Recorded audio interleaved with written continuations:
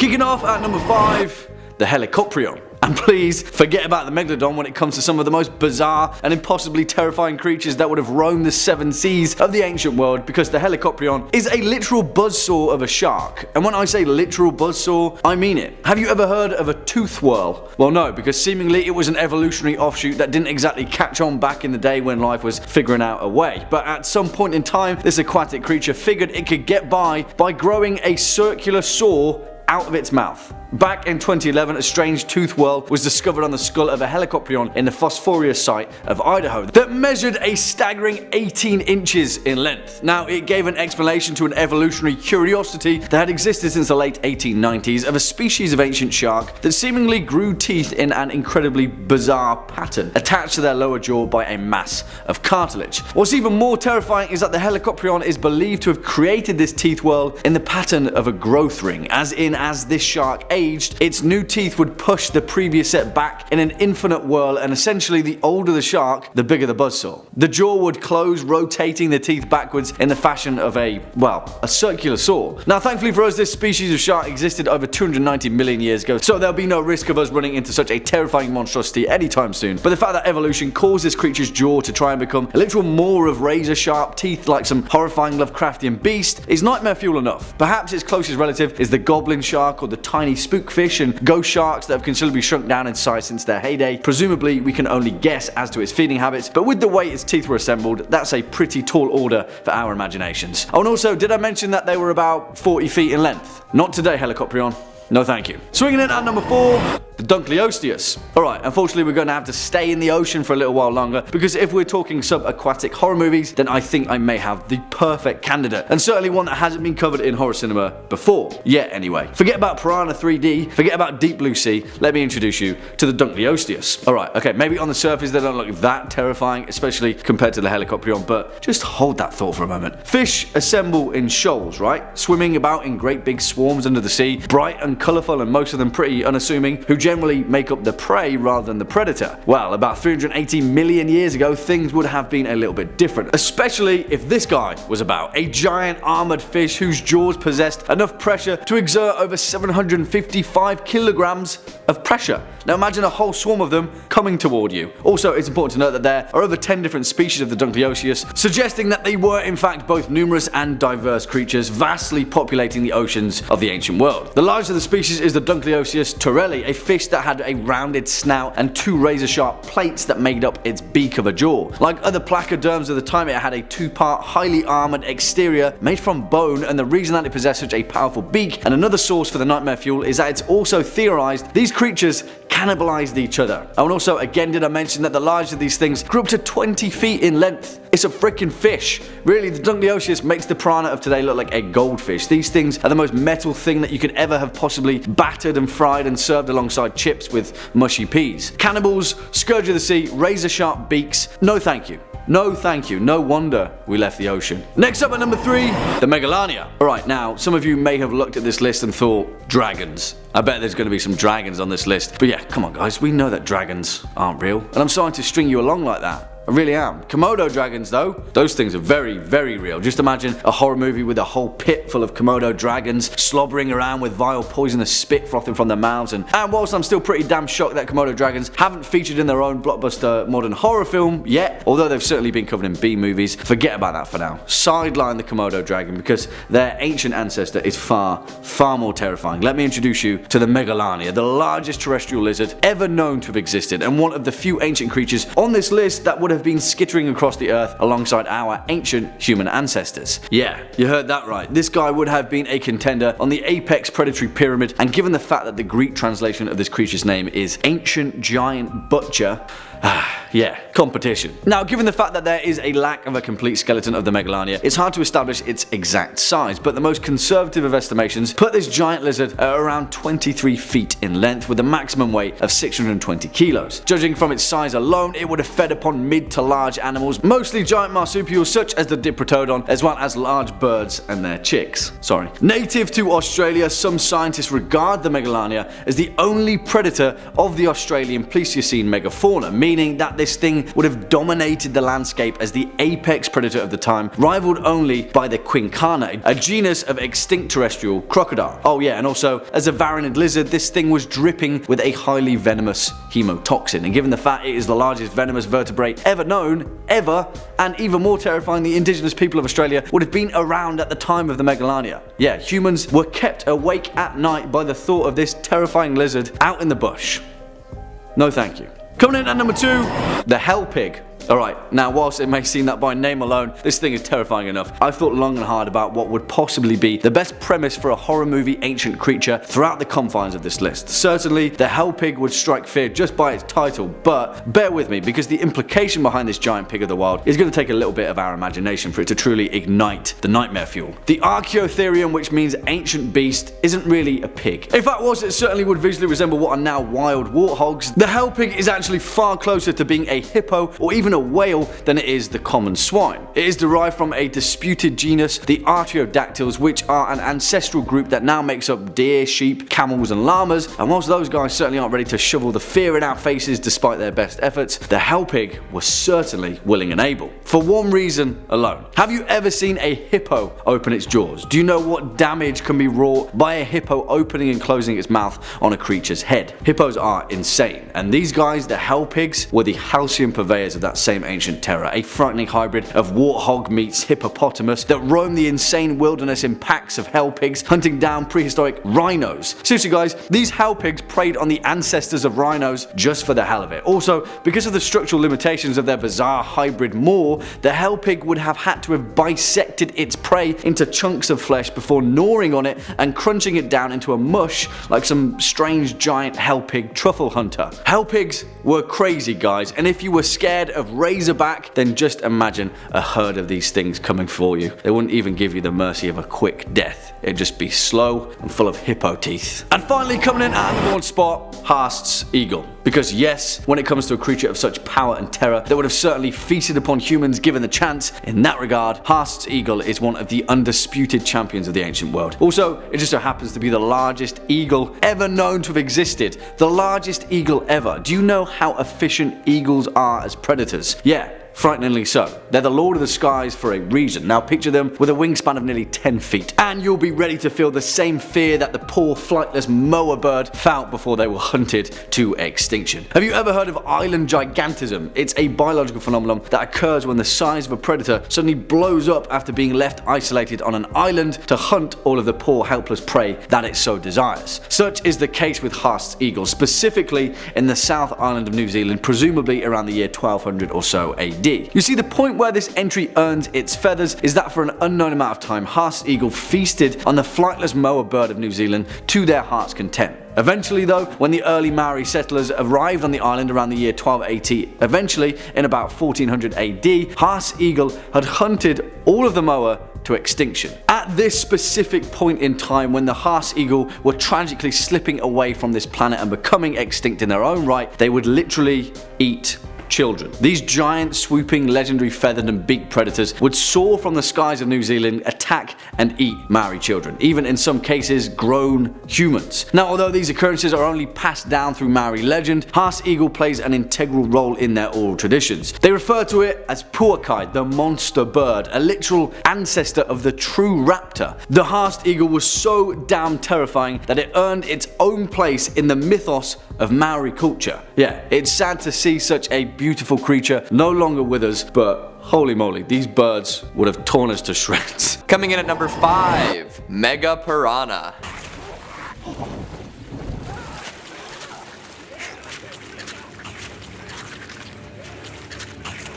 I am a piranha. They are from the Amazon. Yes, it's possible that I watched Finding Nemo a few too many times as a kid, and somehow I think Darla still might be scarier than the bony terror fish I'm about to introduce.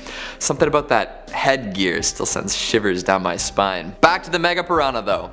This ancient carnivorous fish is basically a piranha, but mega. They are estimated to have been about a meter long and weighed over 73 kilograms. although some say that they could have been as heavy as 484 kilos. Crazy. Gigantic aquatic creatures are creepy enough, but that is not the scariest part by a mile. A regular piranha one might find today has a jaw that can generate around 72 pounds of force, which is pretty insane for a little fish, right? Well, the mega piranha might have been able to chomp down with over 1,068 pounds of force. If anything ever generates 1,068 pounds of force anywhere in my body, I want to be put down. Just end me. Pound for pound, this bite force is greater than that of megalodons, alligators, and even the mighty T-Rex. And it's not like the mega piranha is just gonna gum you. No, it has teeth. Serrated chompers with stout circular roots arranged in a zigzag pattern across its front jaw that are sharp enough to slice flesh and sturdy enough to crush turtle shells and bones.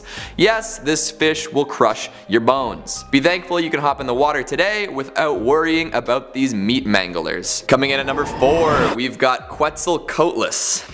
Pterodactyls are pretty crazy, right?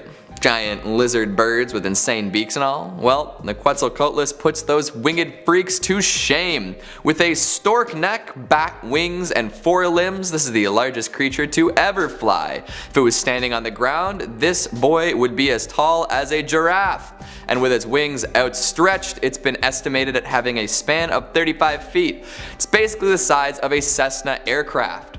I'd be really down to pilot a giant winged thing. Although, if I was flying one of these guys, I'd probably, fall to my death from 10,000 feet. But hey. There are a few hypotheses on how these flyers fed, and some say they skimmed the water for fish, while others claim they scavenged and fed on small terrestrial animals. I like the idea of a gigantic lizard bird snatching up a baby dino and flying away with it. If they were alive today, you can bet they'd be snacking on family dogs and cats left out in backyards. Maybe even the kids playing on the little play structure. Not the nicest thing to think about, but these humongous beings were superbly adapted to long-range extended flight and could fly at speeds of up to 130 kilometers per hour for 7 to 10 days at altitudes of 4,600 meters. They could do cross-continental trips like it was nothing. This was made possible thanks to thermal gliding, where it would use rising columns of warm air and glide along for ages. I can only imagine the chaos that would ensue if they were gliding around today, crashing into small aircraft, getting sucked into turbines and taking down planes. Oh boy. Filling out our number 3 spot, we've got Arthropleura. What is 8 feet long, has enough legs to make you squirm, and crawls along the floor, terrifying anyone who discovers it? Nope, not the human centipede. Arthropleura. This is the largest known land invertebrate of all time. This gigantic creepy crawly lived during the Carboniferous era and grew to be so large, probably due to the greater partial pressure of oxygen in the atmosphere.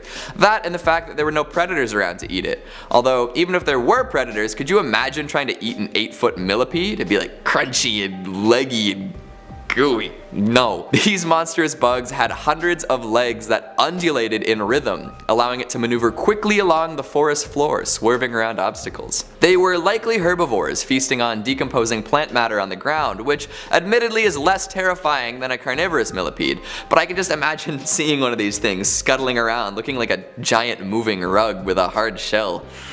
These leggy fellows went extinct at the end of the Carboniferous period as the climate dried out and rainforests grew smaller. They live on today as much smaller, much less horrible regular millipedes. Stomping in at number 2, we've got the Spinosaurus. Honestly, I would not mind if this one was around today. It's so freaking cool. I deal with all the death and destruction. This 60-foot carnivorous lizard is actually the largest of all known carnivorous dinosaurs, bigger than even the T-Rex and Gigantopithecus. Yes, bigger than the Gigantosaurus. They got the names wrong, folks. Although, for this one in particular, they got the name right. This spine lizard, or Spinosaurus, had 7-foot spines growing out of its back, creating a sail-like shape or possibly a hump. They're not really sure. It'd be like having a bunch of basketball players sprout from your back. It is thought that these were used to make itself either look bigger, or used for heat regulation, or to attract mates, or all the above. The Spinosaurus was semi-aquatic, meaning that nobody's safe on land or water. No escape. However, it probably spent a lot of time in the water and ate lots of fish. It had short hind limbs like early whales, dense compact bones like penguins, wide flat feet for paddling, and an alligator-like snout for catching fish. An apex predator in the water for sure. But don't feel like you'd be safer on land, because this sucker could have hit speeds up to 25 kilometers per hour. So unless you're whipping the Corolla, this guy's catching up to you. Originally discovered in western Egypt, the Spinosaurus likely lived around 100 million years ago and might have actually been the first dinosaur to take to the water. So if you need any more reasons as to why it would absolutely suck to deal with one today, go ahead and watch Jurassic Park 3. This lad takes over as the main antagonist and scraps with the T-Rex. Although, you know what? It might be cool to host a dinosaur fight club. Let's place some bets, folks. And finally, number 1, Titanoboa.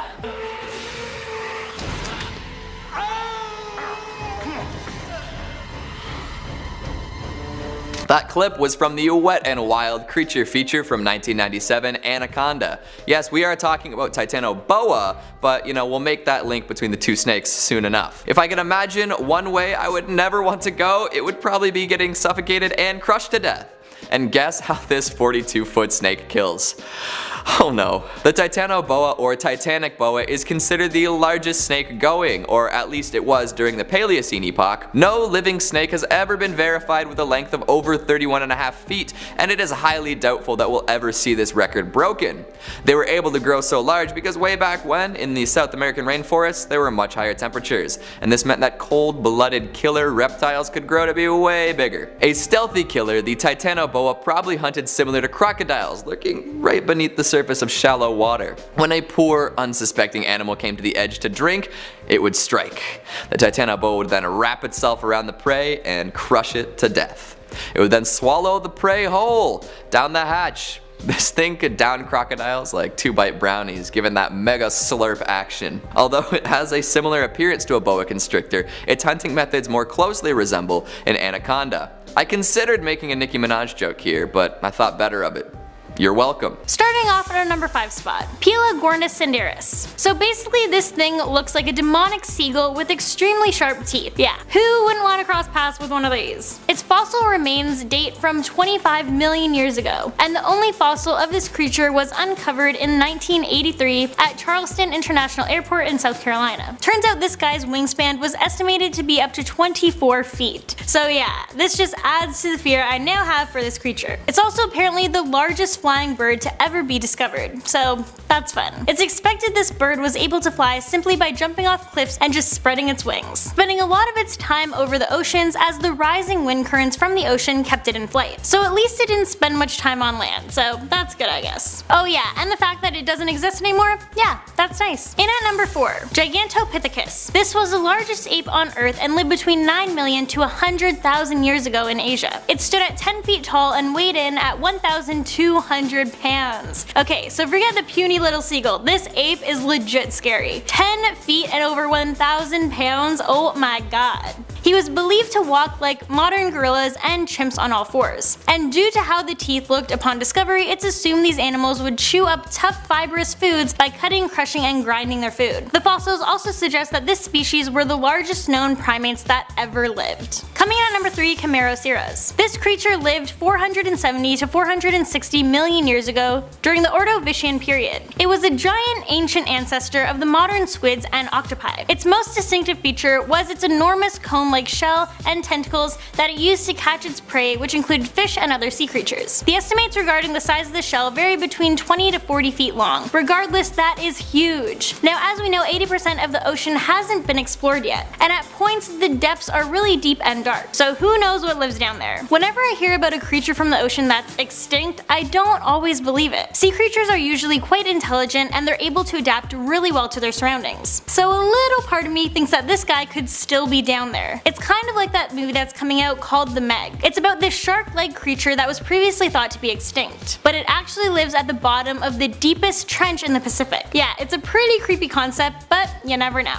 In our number 2 spot, HELICOPRION. Yeah, I've heard about this guy before and I'm not a fan. I actually learned about him in a museum in Chicago last weekend. This is one of the longest lived prehistorical creatures, having lived 310 to 250 million years ago. These guys would grow up to over 13 feet in length. This This is a type of extinct shark-like holocephalid fish that's most memorable for its spiral arranged clusters of teeth, which were called tooth whorls. It's expected these tooth whorls would be used to trap fish on its row of pointy teeth as the shark swam by them. Yeah, that's charming. Coming in at number 1 spot, Quetzalcoatlus. Yeah, these guys had a wingspan of up to an insane 40 feet. Their wings were 40 feet long, so you can only imagine how huge they must have been. They were the largest creature to ever fly, and are estimated to live 72.1 million years ago to 66 million years ago. However, the size estimate for these huge creatures are pretty problematic, as there is no other existing species that we know of that share the same body size. It's a member of the advanced toothless pterosaurs with unusually long stiffened necks.